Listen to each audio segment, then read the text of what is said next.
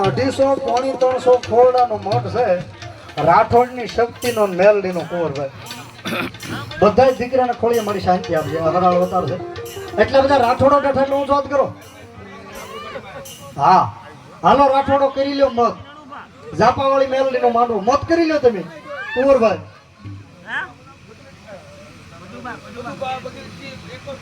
પદુભા ભગીરથસિંહ ગોહિલ 51 થેલી સિમેન્ટ મારી ઝાપાવાળી મેલડીના માંડવામાં બા. ભગીરથસિંહ 108 વાળા 5 થેલી સિમેન્ટ એક તાળી થી વધાવો.